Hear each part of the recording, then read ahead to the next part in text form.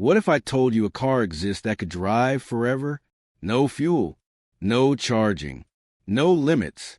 A vehicle that rewrites everything we know about energy, mobility, and the future of transportation. This isn't science fiction. This is Maxwell's latest breakthrough, and what we uncover will absolutely blow your mind. When Maxwell first announced their so-called infinite drive prototype, the world rolled its eyes. Perpetual motion? Endless energy? The idea felt impossible.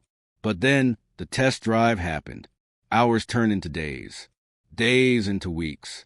And the car never stopped. Maxwell's engineering team claims to have cracked one of physics' toughest puzzles, harvesting and recycling energy in real time. Using a revolutionary hybrid of kinetic energy recovery, ultracapacitor storage, and microturbine generation, the vehicle creates more energy than it consumes. At least that's the claim. In layman's terms, the car powers itself infinitely. If this tech scales, it would eliminate charging stations, fossil fuels, and even the concept of vehicle range altogether. We follow the official endurance test, a closed track where Maxwell's prototype drove continuously for 1,000 hours. No pit stops, no refueling, just pure self-sustained motion. Our instruments confirmed something we weren't prepared to see. Energy levels stayed constant. Tire wear was the only reason they finally stopped the car, not the battery, not the motor. Imagine a world where electric cars never need charging, where freight trucks, public transit, and even aircraft could operate indefinitely. Entire industries would collapse: oil, battery manufacturing. Even power grids would be forced to evolve overnight. But here's the bigger question. Should technology like this even exist? Infinite energy sounds like salvation, but also disruption on a scale we've never faced before. Maxwell's car just proved that the impossible is possible. But will the world embrace it or fear it? But there's something Maxwell isn't telling us, something hidden deep within the data we obtained during the test. Because while the car never stopped driving, its energy readings revealed strange spikes, almost as if it was pulling power from somewhere else. Somewhere we don't understand. Could this technology be tapping into ambient energy sources, like electromagnetic fields, or even zero-point energy? If true, this wouldn't just break automotive barriers. It would rewrite the laws of physics themselves. Governments are already watching closely. Some fear it could destabilize energy markets. Others see it as the key to space travel. Because if a car can run forever, what about spacecraft? But here's the twist. Our investigation uncovered a second prototype, one never shown to the public. Bigger, faster, capable of something far more dangerous than endless driving. The second prototype isn't just another car. It's something else entirely. Documents leaked to us suggest it was designed for high-altitude testing, not roads. The schematics hint at propulsion systems unlike anything in civilian use today, almost closer to aerospace technology than automotive. Why would Maxwell build an infinite drive vehicle capable of leaving the ground? And why keep it secret from the public, while parading the road car as their breakthrough? Our sources inside Maxwell say the answer lies in something they call Project Helios, a name that keeps appearing in encrypted files, linked to energy anomalies detected during the first test run. Helios isn't just about cars. It's about total energy independence, a system that could power cities, aircraft, even entire colonies beyond Earth. But if this is true, why hide it? And why now? When we confronted Maxwell about Project Helios, they denied everything. No comment, no documents, no proof.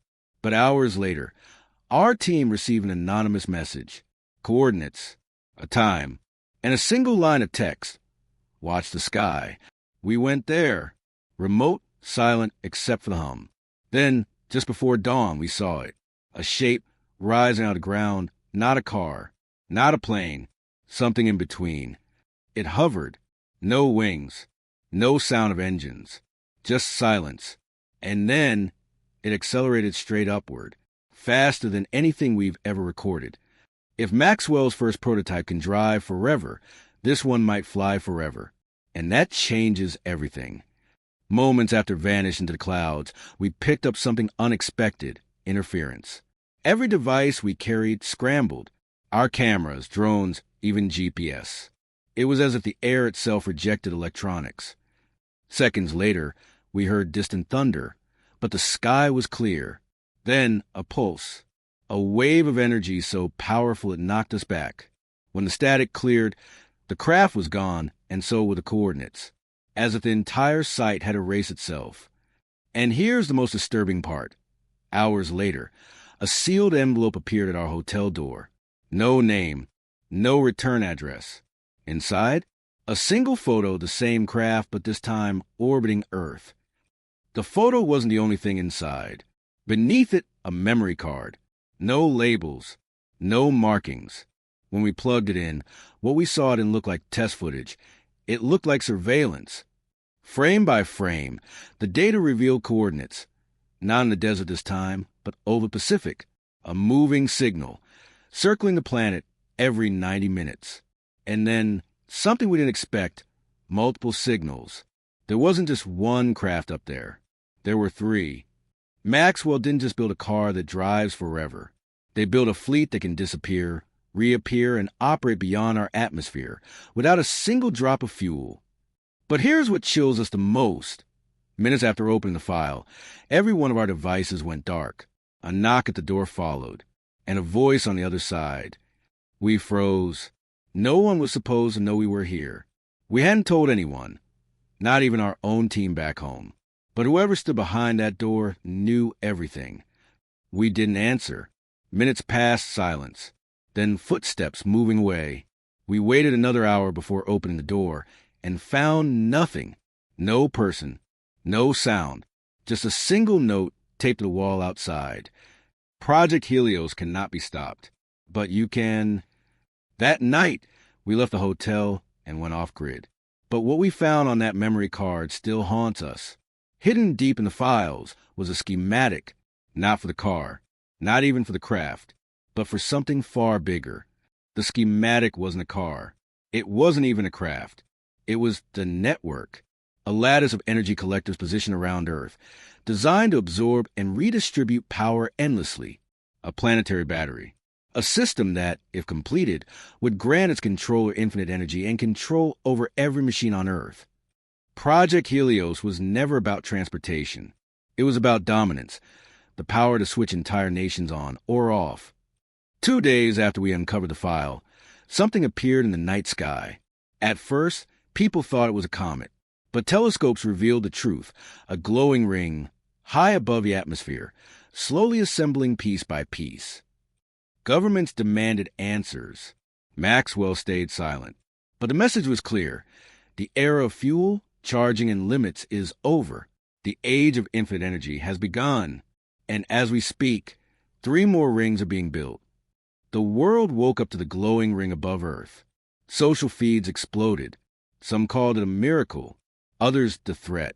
But what no one knew, not yet, was that the ring wasn't complete. It was just one piece of a larger design, a design spanning not just Earth, but the entire solar system. Hidden within the schematic we found, faint markings showed orbital paths stretching past the moon toward Mars, a network far bigger than anything humanity has ever attempted. And at the center of it all, Maxwell's infinite drive technology, scaled beyond imagination.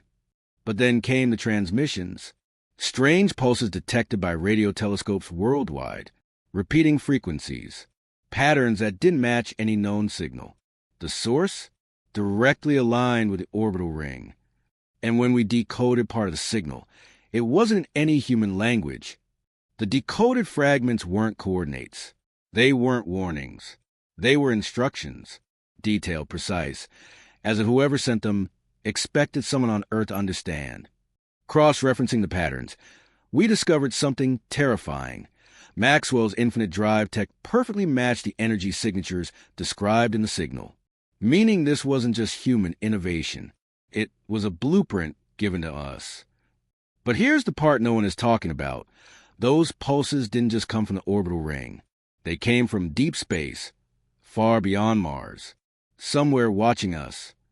Maxwell's silence, the sudden appearance of the ring, the infinite drive, it's all connected. And according to the final line of the transmission we intercepted, Prepare the gates. Prepare the gates. At first, we thought it was metaphorical, some kind of countdown or code name. But the deeper we looked into the schematics, the clearer it became. These weren't gates in the symbolic sense. They were physical, massive, and Maxwell was already building them. Buried in restricted patents and hidden satellite images, we uncovered structures rising in remote deserts, deep oceans, even Antarctica. Each one aligned perfectly with the orbital ring, forming a global grid. But here's where it gets impossible. Those same alignments match ancient star charts, maps not seen for thousands of years. Someone or something left instructions here long before Maxwell existed, and now they're finally being activated.